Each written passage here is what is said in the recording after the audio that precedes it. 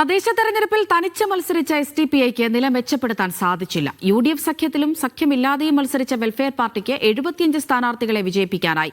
തൃണമൂൽ കോൺഗ്രസിന് കരുളായി പഞ്ചായത്തിലെ ഒരു സീറ്റ് മാത്രമാണ് നേടാനായത്. തനിച്ചു മത്സരിച്ച SDPIക്ക് 102 സീറ്റുകളാണ് ലഭിച്ചത്.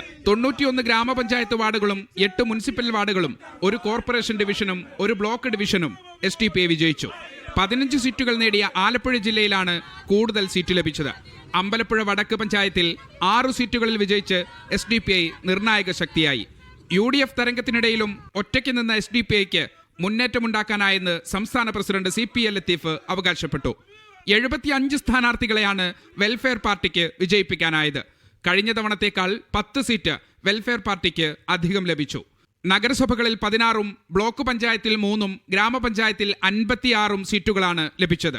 മുക്കം മുനിസിപ്പാലിറ്റിയിൽ 4 സീറ്റ് വെൽഫെയർ പാർട്ടി നേടി.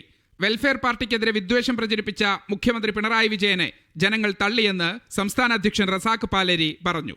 വളരെ ശ്രദ്ധേയമായ വിജയമാണ് ഞങ്ങൾക്ക് നേടാൻ സാധിച്ചത്. വെൽഫെയർ പാർട്ടി ഉയർത്തുന്ന രാഷ്ട്രീയത്തിന് ലഭിച്ച പിന്തുണ കൂടിയാണിത്.